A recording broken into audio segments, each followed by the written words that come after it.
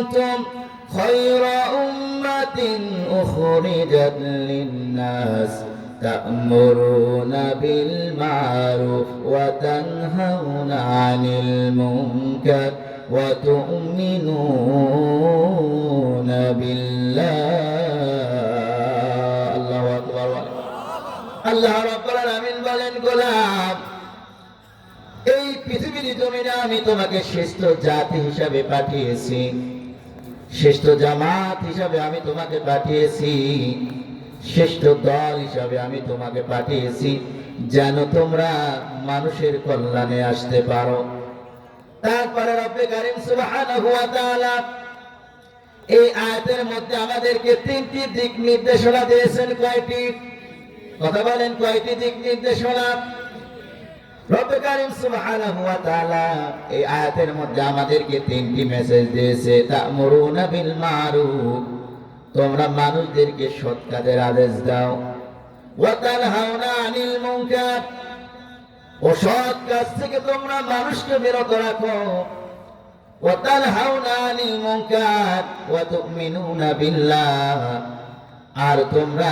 ঈমান আনো কার উপর কথা বলেন ঈমান আনো কার উপর এখানে একটা কথা বলতে চাই হুজুর আল্লাহর প্রতি তো ঈমান এনেছি মুখে মুখে যদি অর্থের একটু সংকট চলে আসে চলে যায় এনজিওর কাছে কথা বলে ঠিক কিনা কি ঈমানদার ঈশ্বরতে এনজিও আছে নাকি আপনারা কি এনজিওর সাথে সংযুক্ত আছেন নাকি আস্তাগফিরুল্লাহ রব্বে কারীম সুবহানাহু ওয়া তাআলা স্পষ্ট ভাষায় বলেছেন ইয়া আইয়ুহাল্লাযীনা আমানুত্তাকুল্লাহা ওয়া যারু বাকিয়া মিনার রিবা ইন কুনতুম মুমিনিন যে মুমিনগণ তোমরা যদি আল্লাহকে ভয় করো তাহলে তোমরা সুদের আশেপাশেও যেও না সুদ এমন একটি গুনাহ সুদের ৭০টি গুনার স্তর রয়েছে সব থেকে সর্বনিম্ন যে গুনাহ আপন মায়ের সঙ্গে জিনা করা শিক্ষাতে বলেন নাউজুবিল্লাহ আর আজকে বাংলার ঘরে ঘরে কিস্তি এনজিও এই এনজিও গুলা সমাজ সেবার নামে মানুষদেরকে ধোঁকা দিয়ে বোকা বানিয়ে প্রত্যেকটি বাংলার ঘরে ঘরে প্রত্যেকটি মা পড়ে শাড়ি কাপড় পর্যন্ত ভুলে নিয়েছে অশান্তি লাগিয়েছে প্রত্যেক পরিবারের কথা বলেন ঠিক কিনা আজকে আমাদের মধ্যে কেন শান্তি নাই আজকে এত বছর একটা প্রোগ্রাম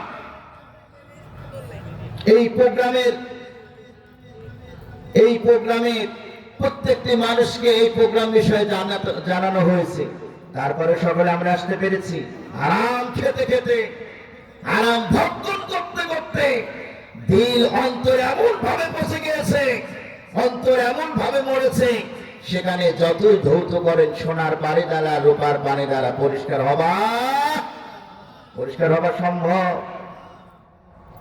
সম্মানিত বাবাজিরা আমার আল্লাহ রাব্বুল আলামিন বললেন তোমরা মানুষকে সৎ কাজের আদেশ দাও ওয়া তানহাউনা আনিল মুনকার অসৎ কাজ থেকে তোমরা মানুষকে বিরত রাখো ওয়া তুমিনুনা বিল্লাহ আর আল্লাহর উপরে তোমরা ঈমান আনো পরিপূর্ণভাবে এইবার আসেন আয়াতের বিস্তারিত আলোচনা করা যাক আমি আপনাদেরকে প্রশ্ন করতে চাই যারা এসেছেন সকাল থেকে সন্ধ্যা পর্যন্ত ফজর থেকে ঈশা পর্যন্ত কয়জন মানুষকে আপনার সমাজে আপনি নামাজের জন্য দাওয়াত দিয়েছেন কয়জন মানুষকে দিয়েছেন আলহামদুলিল্লাহ এক দুজন হাত উঠেছে বাকি আমরা কেউ হুজুর নামাজে দাওয়াত দেওয়া তো দূরের কথা আমরা নিজেই নামাজ পড়ি না কথা বলেন ঠিক কিনা মানুষকে কিভাবে নামাজের দাওয়াত দেব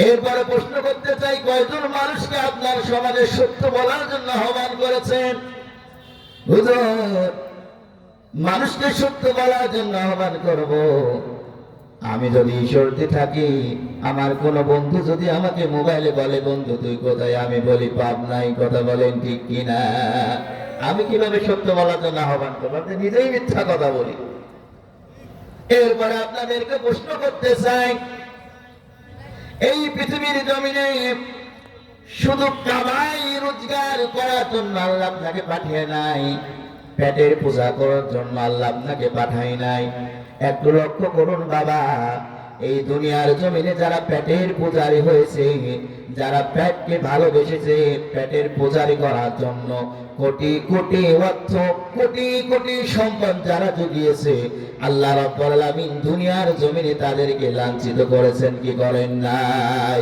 কথা বলেন, লাঞ্ছিত হয়েছে কি হয় নাই?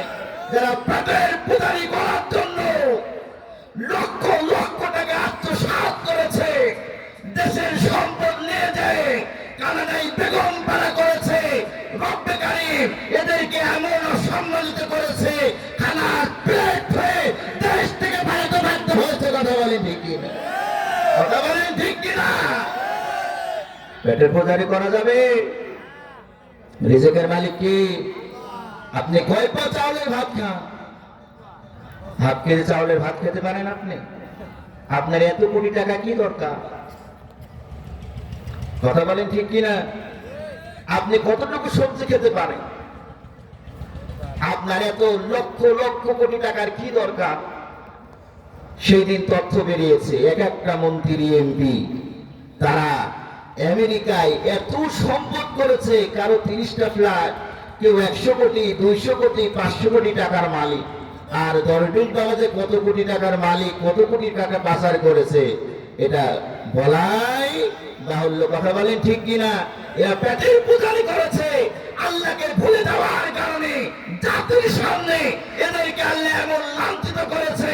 রব্বে কারীম সুবহানাহু ওয়া তাআলা গোটা দেশের মানুষকে শিক্ষা দিয়েছে, যারা পেটের পূজারি করবে, রবকে ভুলে যাবে, তারা দুনিয়াতেও বঞ্চিত হবে, আখিরাতেও তারা কি হবে? কথা বলেন, পেটের পূজারি করা যাবে? সম্মানিত বাবাজি আমার, যেই কথা আমি আপনাদেরকে বলতেছিলাম, রিজিকের মালিক একমাত্র কে? আজকে বেঁচে আছেন, আগামীকাল সকালে সূর্যের আলো দেখবেন, এটার গ্যারান্টি আপনার কাছে আছে। আল্লাহ রাব্বুল আলামিন পেটের পূজারি করার জন্য এই দুনিয়ার জমিনে আপনাকে পাঠায় নাই। বিশ্বনবী রাহমাতুল লিল আলামিন বলেছেন, এই পৃথিবীর জমিনে যারা ইমানদার দাবি করে প্রত্যেকটি মানুষ দায়িত্বশীল। কথা বলেন ঠিক কিনা?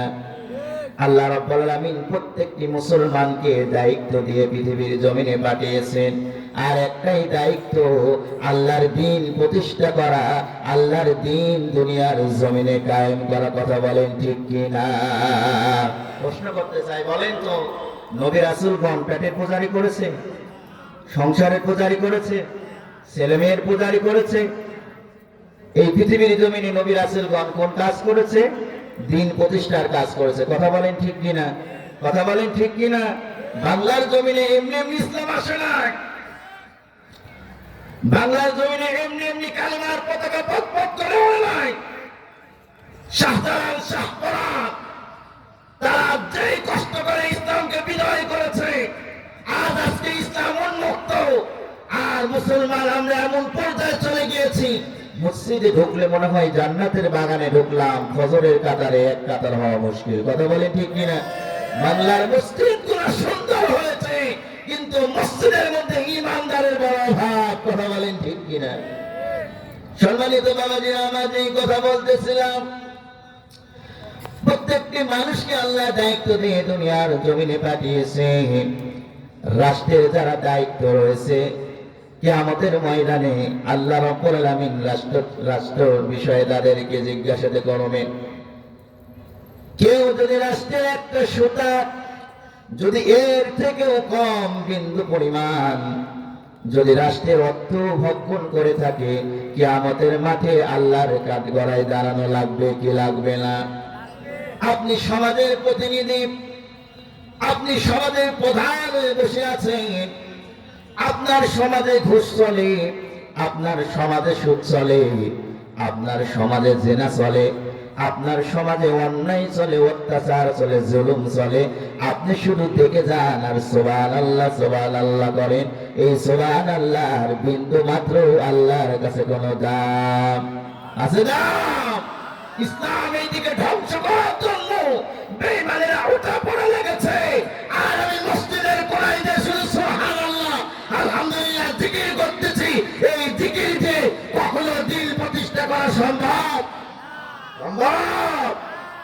ফিলিস্তিনের দিকে তাকিয়ে দেখেন, লেবাননের দিকে তাকিয়ে দেখেন, ইসরায়েল প্রত্যেক দিন আবার শত শত ভাইদেরকে হত্যা করছে। কথা বলেন ঠিক কিনা?